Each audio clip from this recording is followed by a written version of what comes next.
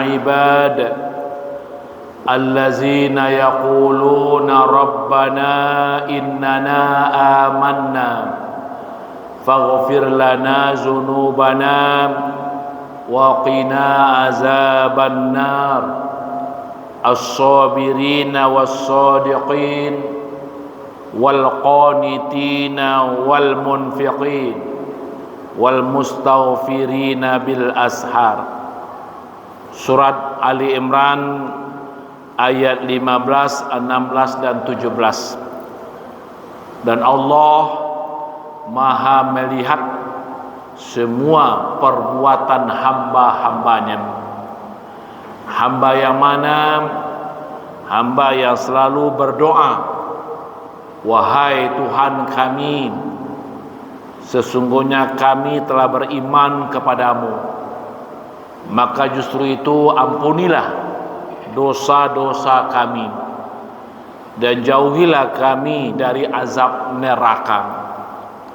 Siapa itu yang bisa mendapatkan doa yang diucapkan ini? As-sabirin, orang yang sabar. Was-sadiqin, orang yang benar. Wal-qanitin, orang yang taat patuh terhadap Allah dan Rasul. Wal-munfiqin, orang yang menafkahkan hartanya. Wal mustaghfirina bil ashar, orang yang minta ampun kepada Allah pada waktu sahur. Kaum muslimin dan muslimat rahimakumullah, kita beri judul kuliah zuhur kita pada kali ini, golongan orang yang terhindar dari azab neraka dan diampuni dosanya. Semua kita pasti ingin dosa kita diampuni oleh Allah, karena selama ini dosa kita sudah banyak. Cobalah renungkan sejak mulai kita balik umur 13 tahun, saat ini usia kita sudah berbeda-beda. Apalagi waktu muda, umur belasan tahun, tidak banyak kenal dengan kebenaran. Sukanya egonya tinggi, tidak peduli dengan aturan, tidak peduli dengan perintah-perintah Allah. Banyak berbuat kesalahan dan kekilapan, berbuat dosa.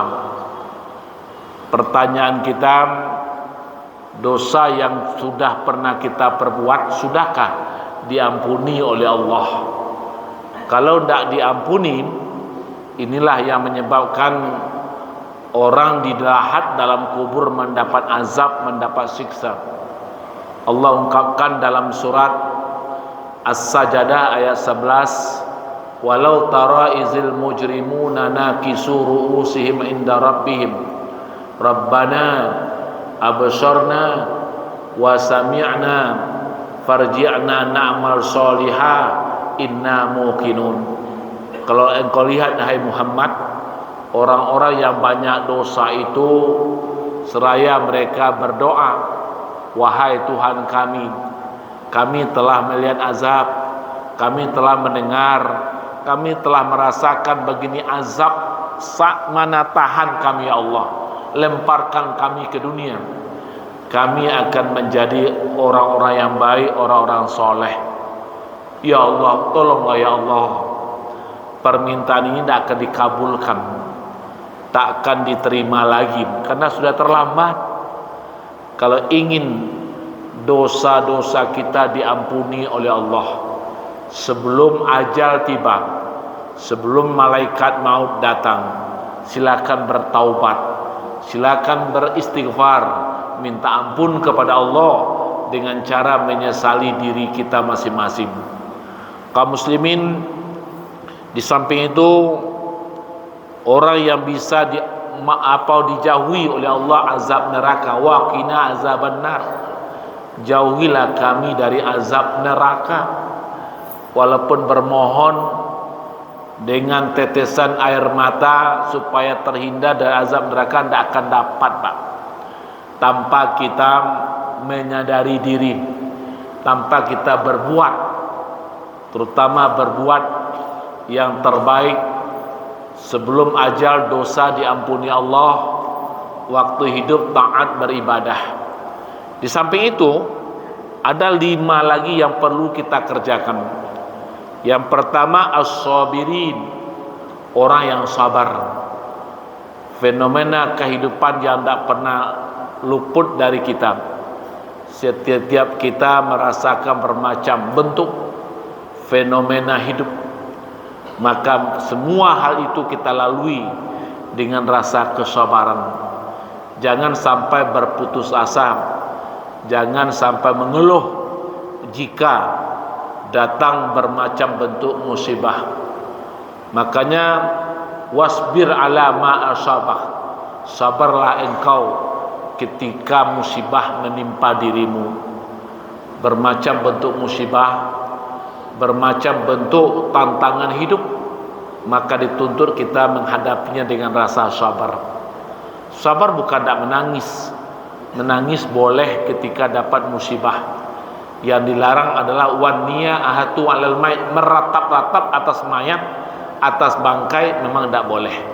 Tapi sekedar menangis tanda manusia, bersedih ketika dapat musibah, itu hal yang wajar.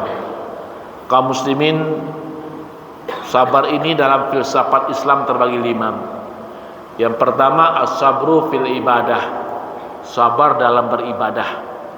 Jangan ujlah panggageh, buru-buru, cepat-cepat beribadah, tidak boleh Pak. Solat yang kita kerjakan jangan cepat-cepat, sempurnakanlah rukunnya, sempurnakan syarat sahnya, sempurnakan bacaannya, sempurnakan gerak-geriknya, sempurnakan kita ketika berwudu. Ini yang dituntut. Kadang-kala kita ingin cepat-cepat saja. Kalau cepat-cepat Pak beribadah, maka ibadah kita akan sia-sia, tak akan diterima di sisi Allah Subhanahu wa taala. Yang kedua wasabru indal musibah, sabar ketika mendapat musibah. Bermacam bentuk musibah yang kita rasakan, tak usah kita berputus asa, lalui saja dengan baik, dekatkan diri kepada Allah.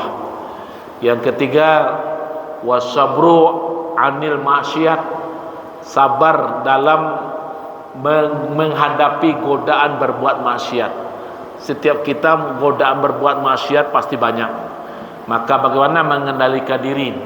Pasti terjadi penyesalan kalau perbuatan maksiat dikerjakan. Contoh, kita lakukan berzina, enaknya sebentar, tapi penyesalannya sampai ke akhirat ditusuk kemaluannya nanti dengan besi panas. Maka kendalikan cepat, ingat Allah supaya jangan terjadi perbuatan maksiat.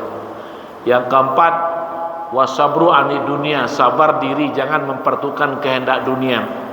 Duniaku dipaturikan pada muabi-abinya, alulai awak duniaku lado.